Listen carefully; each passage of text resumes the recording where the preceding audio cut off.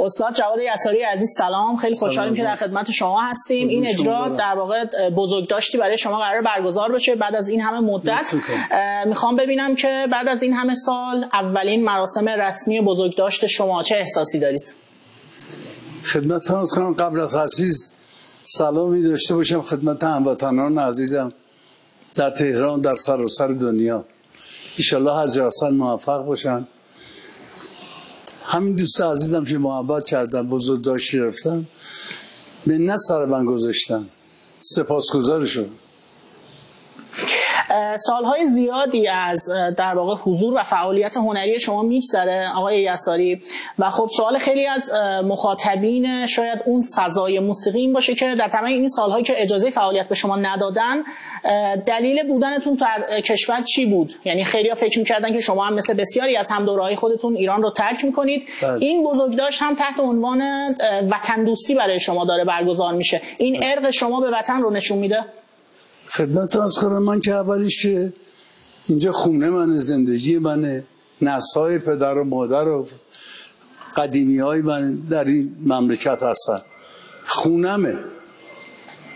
یکی دو تا مصاحبه هم گفتم که کسی خونه‌شو ول نمی‌کنه بره.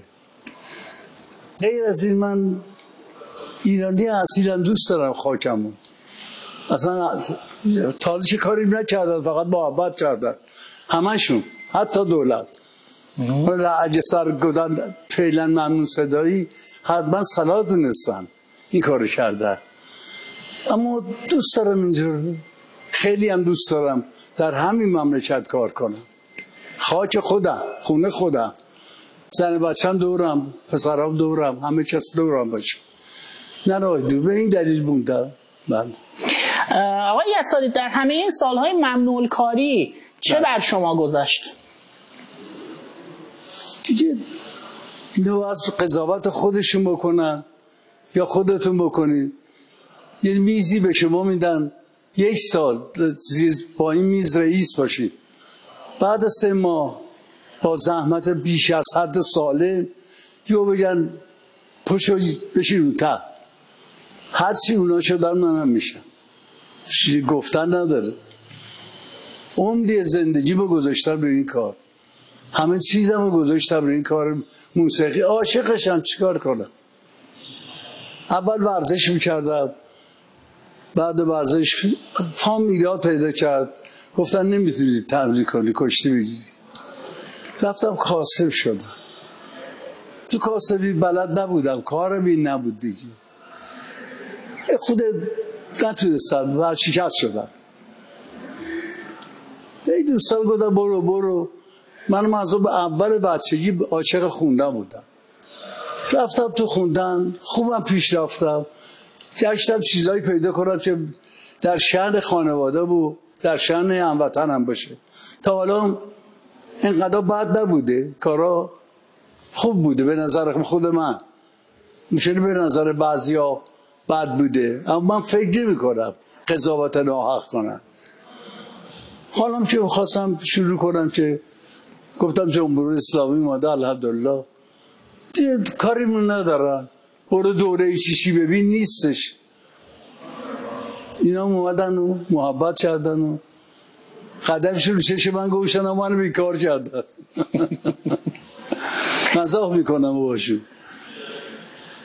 هیچی تا الان ساختم الحمدلله، سعی و سالمم و من 2 تا چیزایی واسه جوودها بذارم، نشد. حالا هر کی اومده این محبت رو با من کرده به چشم من جا داره، دست پنجه‌ش هم درد نکنه، مولا یارش.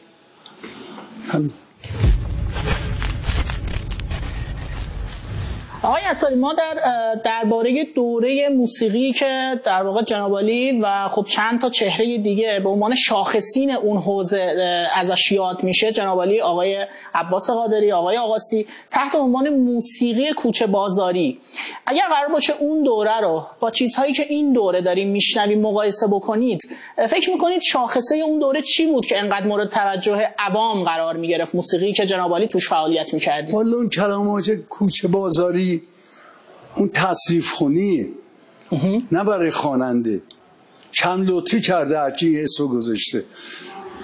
ما معمولا بحث کن مردمی، یعنی با مردمی. الان هم پس دلیلش این که کوچن اونم کیا موندن اینجا، ما که مردمی هستی. این اسم بحث گذاشت مردمی. حالا کوچه بازار به حال ما تأثیر میکنه. این کلمات اولش ضربه زدن به هنره، به ما ها، نه به هنر اصلی، به ما که هنرمندیم دوست داشتیم عاشقی. حالا رفتن اون ور مشتی، خب دوست داشتم بمونن. خود همه کوچه بازاری دارن استفاده میکنن، همه آهنگای کوچه بازاری. مال من و شخص من هستی یکی بوده. خیلی ها که استه بخوام ببرم متاسم فکر کنم دارم توهین میکنم بهشون، اما خانم هستی هنرمند بزرگیه، هنرمند خوبی بوده. روح شاد، زنده یاد. سپید دم من خوندن، خیلی خوندن. خانم سوسن روح شاد، معمای من خوندن. همینطوری پشت سر هم. بله بریم سراغ همین قطعه‌ای که در موردش حرف زدید، قطعه سپید دم. پس از سالها حضور شما در یک اجرا و اجرای سپید دم دوباره موج جدیدی از آقای یساری رو راه انداخت در جامعه ایرانی. اجرایی که در مورد آقای ربیعی صحبت شد، آقای عابدزاده در موردش صحبت شد. اون اجرا هنوز جعبه سیاهیه که خیلی‌ها میخوان در موردش بدونن اون اجرا کجا بود، چی بود جزئیاتش، و بعدش آقای عابدزاده اون اتفاقا براش افتاد. یه ذره در مورد اون اجرا به ما میگید لطفا. در کجا اجرا شده؟ بله بله بله. در ایران اجرا میشه معمولا. آهنگسازش هم استاد سعید مهناویان، شاعرش هم فریدون خوشنود سپید دم. اینا همه هستن، اینا هم در ایرانن، اینا هم تیم خودمونن، مال همین مملکتن. آقای یساری بیایید کمی هم در مورد موسیقی این روزها حرف بزنیم. این روزها آیا موسیقی گوش میکنید از نسل جدید خواننده های داخلی؟ والا چی بگم، اینا موفق باشن انشالله. انشالله یه خود شاعراشون یه حالی بده به این جوانا. موسیقی خیلی خوبه، نمیگم بده، اما شعر خیلی حرف قشنگ میزنه. شعر خیلی مهمه. از شاعرای جدید خواهش میکنم، عزیزان منن، پسرای برن، شعرهای جوری بگن که اقلا بشینن استراحت کنن، تفریح کنن، بشینن عشق کنن با آهنگ‌های شعرهای شما. بعد آهنگساز، دوم اون، بعد سوم خواننده که نمیتونه بخونه کار دیگه بکنه، موزیک بزنه، تمرین کنه، نه که بیاد بخونه کار این دوتا رو خراب کنه. حرف اولو شاعر، دوم آهنگساز، سوم خواننده، اینو جمع میکنه. بله.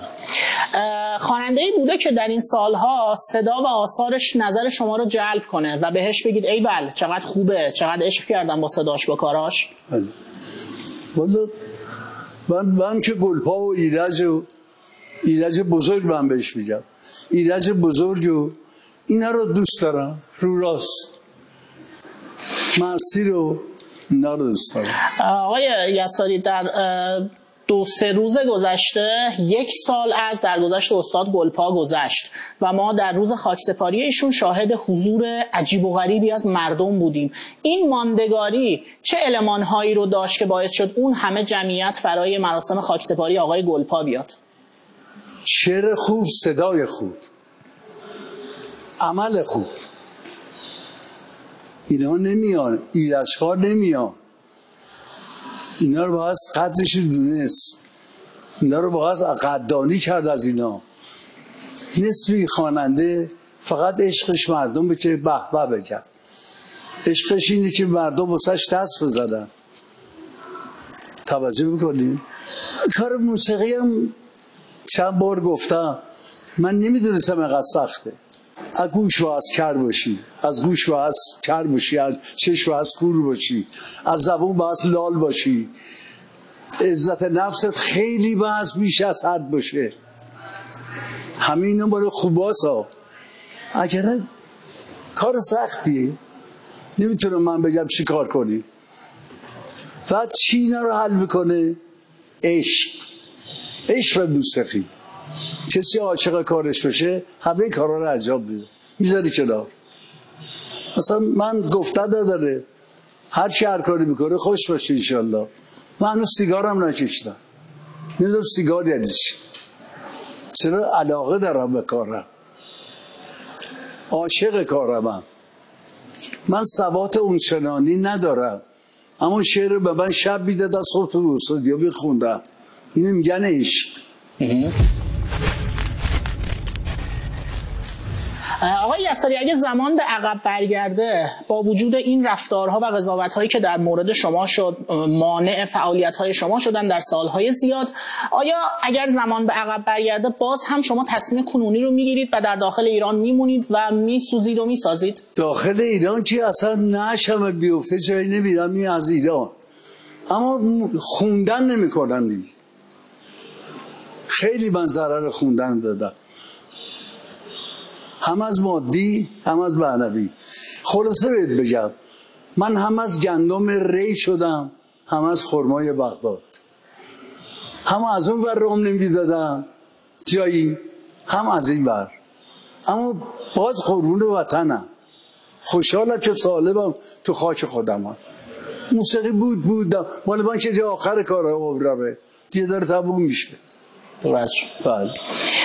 آقای یساری، ما هر جایی که میبینیم شما به صورت فیزیکی میرید، میبینیم که مردم میریزن دور و بر شما و اونجا به هم میریزه، انقدر که محبوبید، انقدر که مردم ارادت دارن نسبت به شما. اما خب رفتارهایی که با شما شد، خیلی از اوقات خیلی ها انتقاد کردن، گفتن که کاش این فضاها نمیشد. میخواستم بپرسم بدترین رفتاری که قلب شما رو شکست از حوزه مدیریتی و مدیران فرهنگی، اون بدترین رفتاری که با شما شد رو میخوام بدونم برای ثبت در تاریخ. این بعضی از کسا اصلا دیدین شما تو همه ما هم میشه، یا میرسه به آدم که چرا اینطوری شدی؟ الله اکبر، عجب دنیایی. گفتم اینه دست موزد، اینه تشکره، تو که بدتر برای مریض کردی. اینا آدم اذیت میکنه. اما مردم ایران خیلی هنرمند دوستن، کاری به هیچیشون ندارن. بعضیا خب تجربه ندارن، بلد نیستن چجوری برخورد کنن. مثلا من دارم با زن بچه‌م میرم، مثلا یه عکس میگیره در میده. خب که چی؟ زن بچه من چه کار کرده؟ تو که میدونی زن باهامه. یا تو دکون نشستم، من معمولا در دکون صندلی دارم، عشقم اینه. یا رفیقات چاکره باکره حال میکنی دیگه، رفیق بازن دیگه، چیکار کنم؟ میرم گوشه واسدن چی بخوان پیدا کنن عکس بگیرن، میگیرن بعد دارن پخش میکنن. یا میان عکس با من میگیرن، عکس بعد دارن با 4 تا قاطی میکنن، منم میذارن توش. کامپیوترها یه چیزایی من نمیدونم چیکار میکنن. اینا فقط متاسفم از اینا. اجن مردم خیلی خوب. با توجه به اینکه برنامه بزرگی داشت و تجلیل داره ازتون شروع میشه، من نمیخوام زیاد وقتتون رو بگیرم، 2 تا سوال بیشتر ندارم. این آقای ربیعی کیه که انقدر معروف شدن از سمت آثار شما؟ کسیه که دوستمه، من گفتم رفیق بازم. این دوست روح شاد باشه، زنده یاد شاه عبدالعظیم هم خاکه، خدا بیامرز. این دوست بسیار خوب من بود، یعنی از اونا بود که اگه جونش هم بخواستم میداد. خب از دنیا رفت و روح شاد باشه، روح خوبا شاد، روح همه شاد، خوبا بهتر. من فکر می‌کنم آقای ربیعی خیلی معروف شدن بعد از اینکه شما این جمله رو گفتید که سپید دماغ برای آقای ربیعی می‌خونه. بعد بزرگ سرمایه‌داریه، کار تراشکاری و فلان، و الان دیگه یلی شده بس خودش. پسراش دارن استفاده میکنن و پذیرایی هم میکنن از روح باباشون. این بر خیر بده، اون بر خیر بده. عجب. و سوال آخرم، اگر قرار باشه به عنوان پیشکسوت موسیقی ایران، به عنوان یکی از گنج‌های تاریخ موسیقی ایران، به نسل معاصر چند توصیه، به خواننده‌های این نسل چند توصیه در مورد نوع معاشرتشون با مردم و مخاطب بکنید، صحبت پایانیتون رو میشنوید. من کاری که واسه من شده بگم یا از خودم بگم. تجربه شخصی تو بگید. من پیشکسوت نیستم، پیشکسوت‌هایی هستن، همین یکیشون آقای قادری، صدها هستن که اینا همه هنرمند زحمت. حالا این کار این شعر رو دوست داشتم، هر کی یه جوره، دلیل نمیشه که بی احترام بهشون کرد. دوم به جوانای هنرمند بس بگم این کار رو شروع نکنین. اگه خواستی شروع بکنین همون کلمات اولی بود که من گفتم، چشم و گوش و دیگه بعد از اینا چشات پاک باشه. بخوای موفق بشی فقط دو جور موفقیت دنیا هست. میگن سیاست چیز خوبیه، من میگم صداقت چیز خوبیه. صداقت داشته باش، همه چی داشته باش. آقای عصاری خیلی ممنون، افتخار بزرگی بود هم صحبتی با شما. ممنونم از شما، سپاسگزارم کسانی که دارن میبینن منو. اگه توپق زدم ما رو حلال کنید. من نوکر همتونم. یا علی مدد. بزرگوارید، خیلی ممنون، متشکرم.